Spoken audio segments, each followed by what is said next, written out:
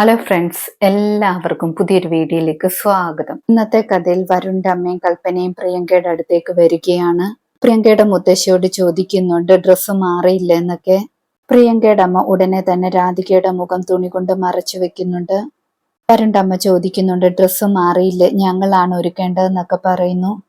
മുത്തശ്ശി അപ്പോൾ പറയുന്നുണ്ട് ഇപ്പൊ കഴിഞ്ഞ് ഞങ്ങൾ തന്നെ ഒരുക്കിക്കൊള്ളാമെന്നൊക്കെ പറഞ്ഞിട്ട് അവരെ പറഞ്ഞു വിടുന്നുണ്ട്. അവർ പോയതിനു ശേഷം പ്രിയങ്കയുടെ അമ്മ മുത്തശ്ശിയോട് ചോദിക്കുന്നുണ്ട് ഇനിയും എന്താണ് ചെയ്യുക എന്നൊക്കെ. മുത്തശ്ശി അപ്പോൾ പറയുന്നുണ്ട് എനിക്ക് കുറച്ച് സമാധാനം താ, ഞാനൊന്ന് ആലോചിക്കട്ടെ എന്നൊക്കെ പറയുന്നു. അതേ സമയത്ത് പ്രൊഡ്യൂസറിന്റെ മുറിയിൽ പ്രിയങ്ക ഇരിക്കുകയാണ്. പ്രിയങ്കയോട് പ്രൊഡ്യൂസർ പറയുന്നുണ്ട് ഈ ഫിലിമിന് വേണ്ടിയാണെങ്കിൽ എല്ലാവരും പൈസ മുടക്കുന്നുണ്ട്, പ്രിയങ്കയും പൈസ മുടക്കണമെന്ന് പറയുന്നു. ഒരു 20 ലക്ഷമെങ്കിലും മുടക്കണമെന്ന് പറയാണ്. എങ്കിൽ മാത്രമേ ഈ സിനിമയിൽ അഭിനയിക്കാൻ പറ്റത്തുള്ളൂ എന്നൊക്കെ പറയുന്നു. പ്രിയങ്ക എപ്പോൾ പറയുന്നുണ്ട് അത്രയും പൈസയൊന്നും എൻ്റെ കയ്യിലില്ല, ഞാൻ പോവുകയാണെന്നൊക്കെ പറയുന്നു. പ്രൊഡ്യൂസർ എപ്പോൾ പ്രിയങ്കയോട് പറയുന്നുണ്ട് അതിനൊരു വഴിയുണ്ടെന്നൊക്കെ. അങ്ങനെ പറഞ്ഞിട്ട് ഡോർ അടയ്ക്കുന്നുണ്ട്.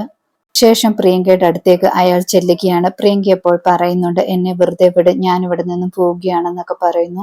പക്ഷെ അയാൾ കേൾക്കാൻ സമ്മതിക്കുന്നില്ല. പ്രിയങ്കയെ ആക്രമിക്കാൻ ശ്രമിക്കുകയാണ്. പ്രിയങ്ക അപ്പോൾ അവിടെ ഇരുന്ന് ഒരു ഫ്ലവർ വേസ് വെച്ച് അയാളുടെ തലക്കടിക്കുന്നു. അതിനുശേഷം അവിടെ നിന്നും ഓടി രക്ഷപ്പെടുകയാണ്.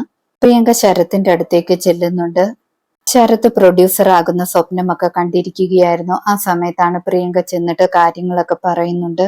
പ്രിയങ്ക പറയുന്നുണ്ട് ഇവരൊന്നും ഒറിജിനൽ ആൾക്കാരൊന്നുമല്ല, ഇവിടെ നിന്ന് ഇപ്പൊ തന്നെ രക്ഷപ്പെടണമെന്നൊക്കെ പറഞ്ഞിട്ട് ശരത്തിനെയും കൂട്ടി കാറിൽ കയറി പോകുന്നുണ്ട്. പ്രിയങ്ക കൂട്ടുകാരിയെ ഫോൺ ചെയ്യുന്നുണ്ട്. അവിടുത്തെ കാര്യം എന്താ എന്ന് ചോദിക്കുന്നുണ്ട്. കൂട്ടുകാരികൾ പറയുന്നുണ്ട് ഇവിടെ വിവാഹമേ നടന്നു കഴിഞ്ഞു, താലികെട്ടേ നടന്നു കഴിഞ്ഞെന്നൊക്കെ പറയുന്നു.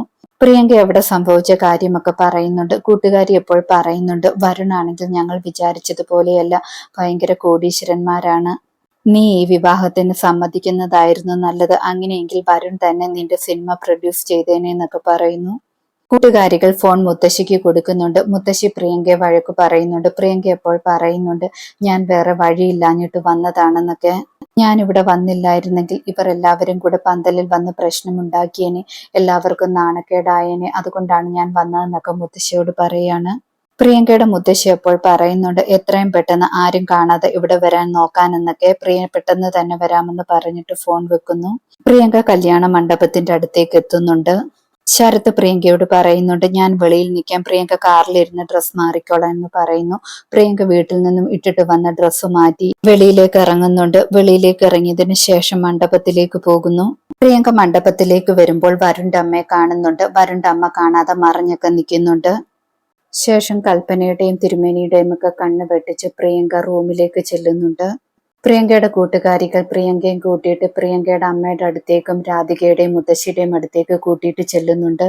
രാധിക താലികെട്ടിനെ കുറിച്ചൊക്കെ ചിന്തിച്ചുകൊണ്ടിരിക്കുകയായിരുന്നു. ആ സമയത്താണ് പ്രിയങ്ക കയറി വരുന്നത്. പ്രിയങ്കയെ കാണുമ്പോൾ ദേഷ്യത്തോടെ പ്രിയങ്കയുടെ അമ്മ ചാടി എഴുന്നേൽക്കുന്നുണ്ട്. ഇന്നത്തെ കഥ ഇതോടെ അവസാനിക്കുന്നു. പുതിയൊരു കഥയുമായി വീണ്ടും കാണാം. താങ്ക്